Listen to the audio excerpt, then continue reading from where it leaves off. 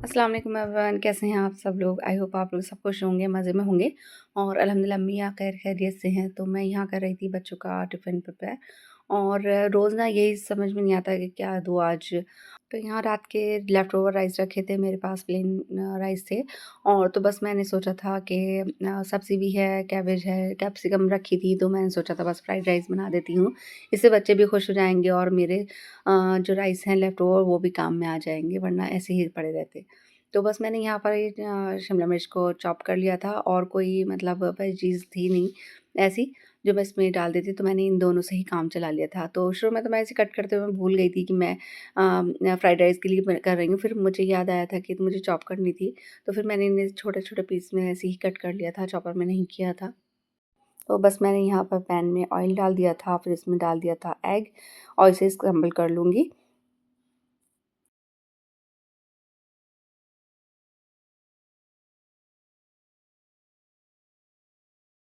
यहाँ बस एग हो गया था, तो बस मैं इसे निकाल लूँगी साइड प्लेट में और फिर इसी ऑयल में डाल दूँगी मैं क्रश हुआ हुआ गार्लिक और इसे हल्का-सा इसे सौटे कर लूँगी ताकि एरोमेटिक हो जाए थोड़ा। फिर इसमें डाल दूँगी कैबेज और कैप्सिकम मैंने डाली नहीं थी क्योंकि मैं वो लास्ट में डालूँगी ताकि इसका क्रंच बरकरार रहे। और कैबेज को ना मैं 1-2 मिनट ज़रूर पकाती हूँ क्योंकि ये थोड़ा ठीक रहता है इसे पकाना कैबेज को। और कच्चा कैबेज खाने में ना आपके लिए मतलब अनहेल्दी है।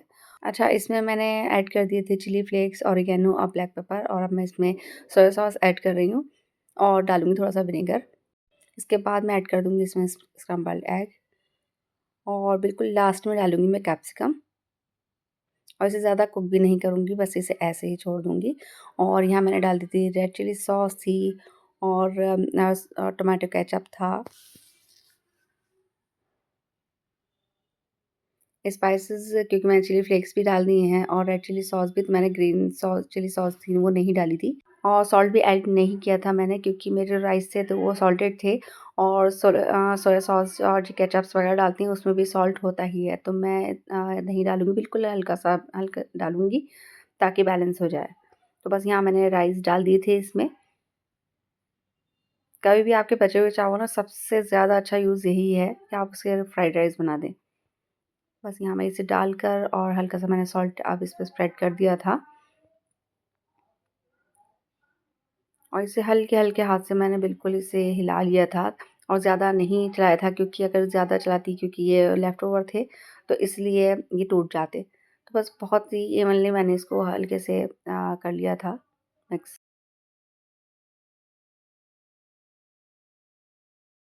और यहाँ रख दूँगी हल्का ढककर मैं इसे थोड़ा-सा स्टीम में ताकि अच्छे से ये गर्म हो जाएँ। तो बस मैंने इन्हें खोला था, ये बिल्कुल रेडी थे और इतने ज़्यादा टेस्टी थे कि बहुत ज़्यादा अच्छे लग रहे थे खाने में। तो बस यहाँ पर मैंने बच्चों का लंच बॉक्स कर दिया था रेडी और बच्चे ना इतने ज़्यादा खुश थे, बहुत ज़्यादा, क्योंकि दोनों ने ही टेस्ट किए थे, अमिश ने भी, रुमैसा ने भी, तो बस उनका वॉव वाले एक्सप्रेशन थे। और यहाँ रख दूँगी साथ में पपाया और ऑरेंजेस फ्रूट ब्रेक के लिए। बस झटपट से हो गया था बच्चों का टिफ़िन रेडी और मैं भी खुश थी और बच्चे भी खुश थे। बच्चे इसलिए खुश थे उनकी पसंद की चीज़ मिल गई थी और मैं इसलिए खुश थी कि मेरे जो लेफ़्ट ओवर राइस थे वो काम में आ गए थे। तो यहाँ अब हस्बैंड की जाने की बारी थी, तो बस मैं अपने लिए और हस्बैंड के लिए बना रही थी प्याज़ का पराठा। ये ना मुझे बहुत ज़्यादा पसंद है प्याज़ का पराठा, तो बस मेरा कभी भी दिल चाहता है तो मैं बना लेती हूँ। तो इसमें बस मैंने लाल मिर्च ऐड कर दी थी और चाट मसाला और 1 चम्मच भरकर मैंने डाल दिया था बेसन का, क्योंकि प्याज़ जब वाटर रिलीज़ करती है तो इसमें सोक्ड हो जाता है बेसन में। बस अब मैं 2 पेड़े बना लूँगी क्योंकि 2 ही पराठे बनाने हैं, तो मैं 2 बना लूँगी। हम देसी लोगों का नाश्ता ना बस पराठों पर ही होता है। जहाँ 2-4 दिन गुज़र जाते हैं, तो बस ये दिल करने लगता है कि पराठा बना लेते हैं, तो नाश्ते में मज़ा आ जाएगा।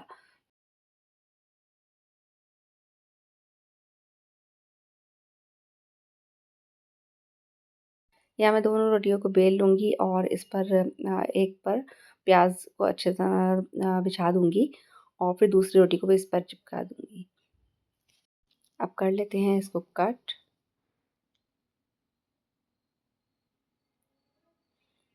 और फिर आधी रोटी का मैं इस तरह से रोल बना लूँगी।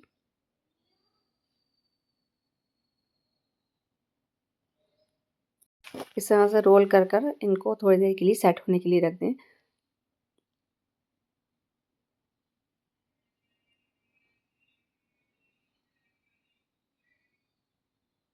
इनको बस अब मैं रख दूँगी थोड़ी देर रेस्ट के लिए और इतने में मैं अपनी चाय बनने रख दूँगी। इधर चाय रख दी थी मैंने बनने के लिए और इधर हो गए थे सेट। इस तरह से हाथ से इन्हें प्रेस कर कर मैंने थोड़ा बड़ा कर लिया था ताकि बेलने में आसानी हो जाए। फिर हल्के-हल्के हाथ से मैंने इन्हें बेल लिया था।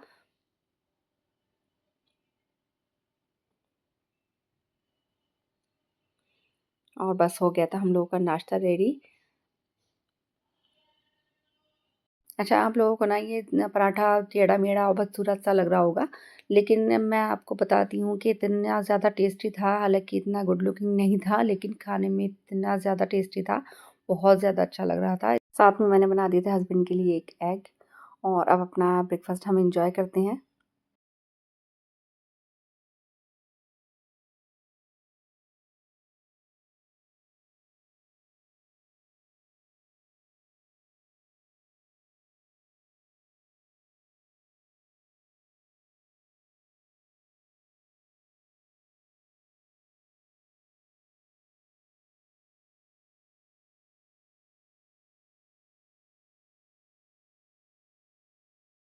यहाँ ब्रेकफ़ास्ट से निपटी थी तो मेरी हेल्पर के घर से आ गया था फ़ोन कि आज वो नहीं आएगी और आज थी 15 शाबान तो बस मैं लग गई थी अपने काम में।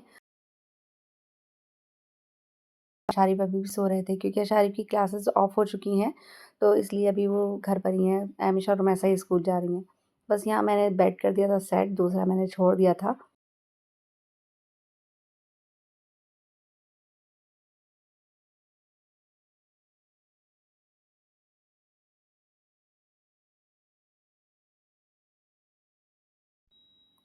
यहाँ बुक्स और लैपटॉप सब कुछ बिखरा हुआ था क्योंकि रात को स्टडी करता है बैठकर, तो बस सब चीज़ें फिर ऐसे ही छोड़कर सो जाते हैं। तो बस मैं कुछ हराऊँगी नहीं क्योंकि फिर मुझसे पूछेंगे कहाँ रख दिया आपने?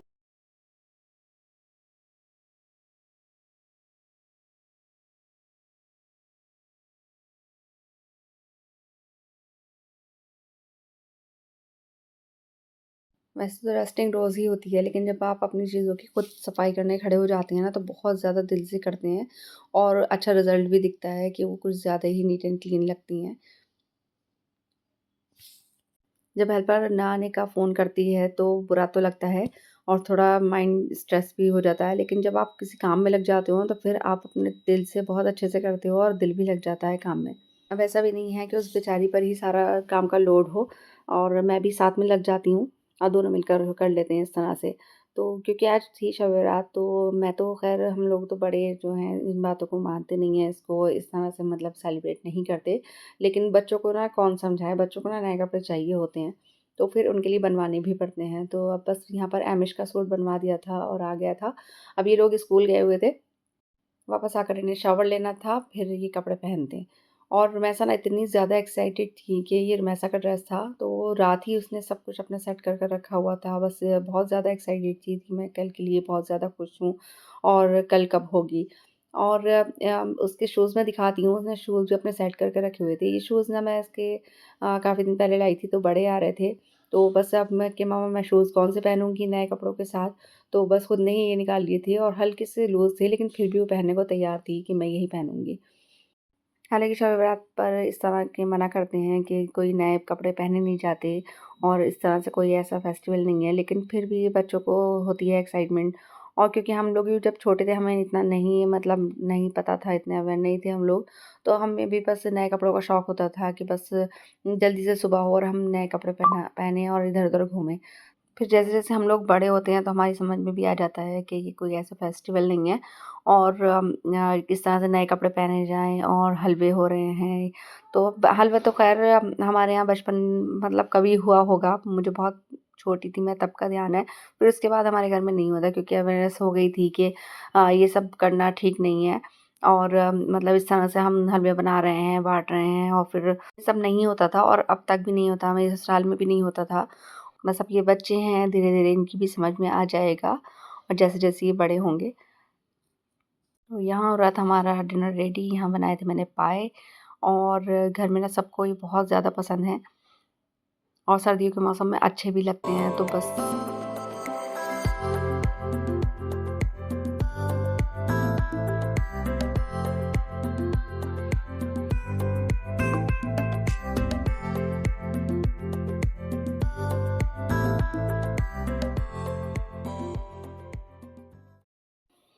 और यहाँ बस कर रही हूँ मैं बिरयानी की तैयारी और थोड़े से ही राइस बनाए थे मैंने। फैमिली हमारी बहुत ज़्यादा बिरयानी की शौकीन है। बहुत मतलब 2-3 दिन बाद सबका दिल चाहने लगता है कि बिरयानी का, तो बस बना रही हूँ बस यहाँ बिरयानी।